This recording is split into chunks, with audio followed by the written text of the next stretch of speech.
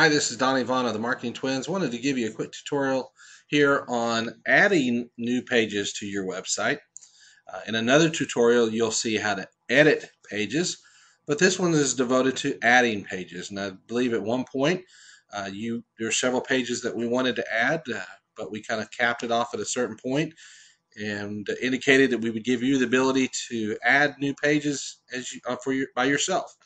And so this is where this really comes in handy, is having a tutorial and showing you how to add new pages.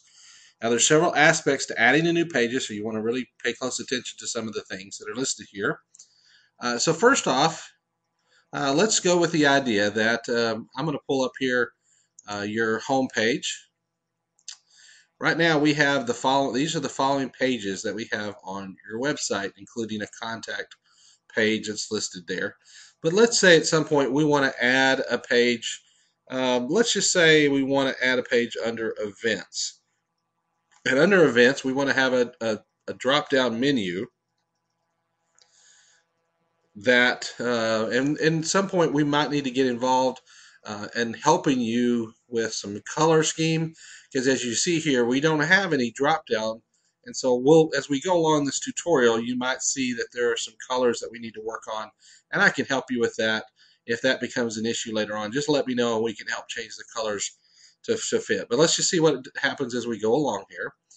This is the events. Let's say we want to add an event underneath this that says summer. So it's summer event. So you can also have one that says holidays and another drop down that says school or whatever you want to call it.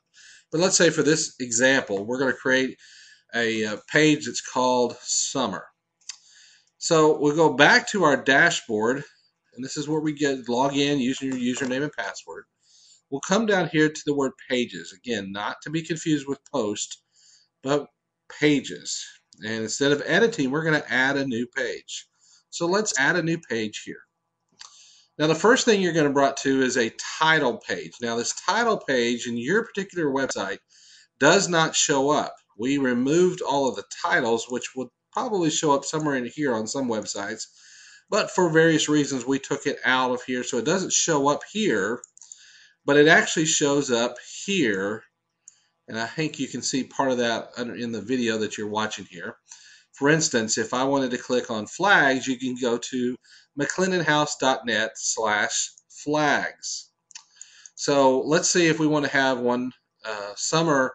So it would say mcclendonhouse.net/events/summer. That works out like we want it to.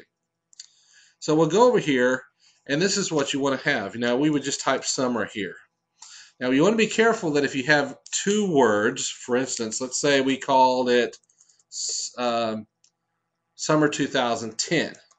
If I typed it with a space, I'm going to have an issue. So when I go to have it listed in my URL. So the key is to have it all as one word. And you'll notice what popped up here after a period of time. This permalink shows up, and now I could tell people to go to mcclendonhouse.net/summer 2010. So when you're putting your page title, think ahead of what you want this to be, and then don't put any spaces, and I'll show you how to fix that here in a minute. Now you want to add your page. Again, we're now in this, there's two different tabs here, there's visual and HTML. I'm going to recommend you all stay in the visual, but this is simply what we'll type. We'll say this is the summer page for 2010. Now I'll show you in another tutorial on how you can add a slideshow if you want to, similar to what we have currently on some of the pages, like this page right here. You can put a slideshow at the top of the page, or in the middle of the page, or the bottom of the page. You just decide where you want it. All right, this is going to come in real handy, this little section here. I mean, we can bold things. I can bold that if I want to. If I don't want that, I highlight that section and take it off.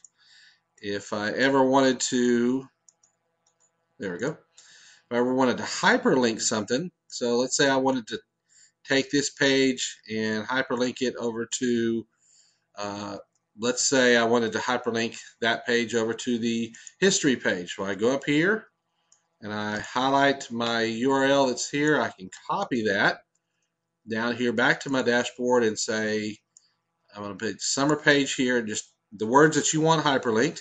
You will click that button right here, which is a chain link. It's insert or edit link.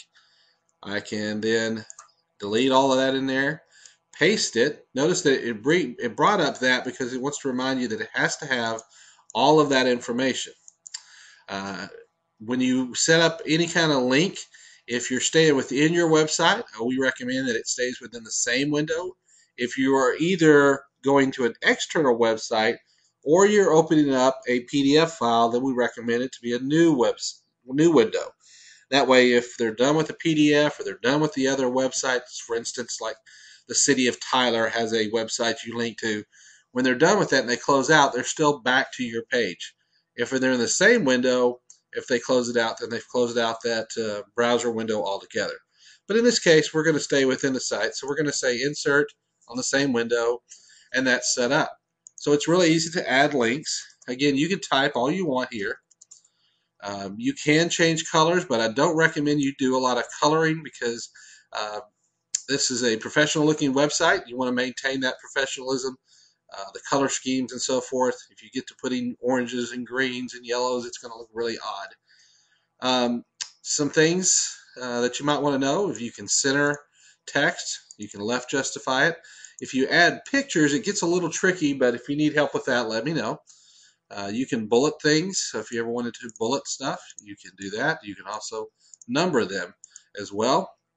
Again, you can highlight, bold things, italicize, whatever you want to put on here. And I'll show you in another tutorial how to add photos and slideshow and things of that nature. But you're just adding a new page, and when you get ready to be done, what you want to do is at this point, come over here. Because you're ready to, you can save it if you need to stop what you're doing and go meet somebody for a meeting and then come back an hour or two later and finish it up. You can always save the draft because I can save it here. And now I'm going back in to edit the page. Let me go back to my edit page, and there's the draft, so I can edit that. And now I'm back to exactly where I left off, as long as you remember to save it. If you're ready to publish, there are some things. You can actually preview the page. Opens up in a new window. You can kind of see what it looks like. I like that. Notice that I did a hyperlink, and it's hyperlinking just like we want it to. So I'm going to close that off. We're back to the dashboard. For the most part, you're not going to worry about too much on this. Once you've saved a draft, this will change once we get ready to publish it. I don't think you'll use this option, but if you did ever want to publish a page in the future, let's say you're going to write a page for an event that's going to start, you're going to have a contest that starts Christmas Day, and you want to create the page on Thanksgiving Day just so you can get it done. You can always publish this at a later date by selecting the date and time you want it to go in. Very rarely will you use that. So at this point, you're ready to publish. Now, before you go to publish it, there's a couple things you want to do. Number one, this is where you come back in to make this look nice and easy, clean, is to add the space. You don't really have to do that, I guess, now, because on your site, the 2010 doesn't show up here, so that's probably a moot point. But over here is the big thing. This is the where it's going to show up on your page. Now, the main page means that it's going to be one of these icons here. So you have mcclendonhouse.net/history. Well, we want this to fall as a sub-menu underneath events. So what we're going to do is go under here and put it under here. And we always want to use the default template. Let's just keep that easy. And the order is the drop-down order. So if you had, for instance, under summer, under events, you had summer and Christmas and school. If you wanted summer to be kind of in the middle, then you would have to order this as number 2. But in this case, we'll put it as number 1. And then you'll publish this. And when we publish it, what happens is we'll refresh our browser on this end. And let's see what happens here. Oh, there's one other thing that we have to do. Because you can see here we have the events, but there's no drop down happening. That's what this I forgot this is a unique feature on this particular theme, is now once you've got the page updated like you want it, you have it as the order number 2, order number 1. Under events, now you need to come over into this section here, and it's under my theme, under settings. So click settings, and what you'll see here is this menu builder. Under menu builder, there are all the pages that we were creating. I would not uncheck any of the ones that you see already checked, but here's our summer 2010. All you have to do is click that one time, it puts a check mark. Scroll down here to the bottom and save that. Now, when we go over to their site, let's see what happens. Now, remember that I indicated earlier, we may have some coloring issues with the drop-down menu, and we can fix that with you if you get to adding new pages. Exactly like I wanted it to go. So there's the events, and now you have a drop-down menu. There's summer 2010. Notice that the coloring may not be what you want, or you may think it's exactly what you want. And then when you click that, notice that we are brought to the summer page that we just created. And notice up here at the top, we have mcclendonhouse.net/events/summer 2010. And so that's pretty much how you set that up. If you ever needed any help with creating new pages, part of the website, the website comes with support, and so we want to make sure you have that and never run into problems of not knowing how to do that. Now, one thing I did notice that it did put in a dash here, and if we didn't want that dash, and we wanted to say summer 2010, I believe we can go back in and edit this and take that out, and should be able to say that. And if we go and update the page after we've done so, let's see if that makes that change. It's updated. It's looking for the page with the dash in it, and since it doesn't have that, so let's close that out. Here's what I'm trying to do. Take that. There we go. Now it's the summer 2010. That's what we wanted right here. So summer of 2010 now is without any dashes, and so you've got the information you need. So that's how to add a new page to the website.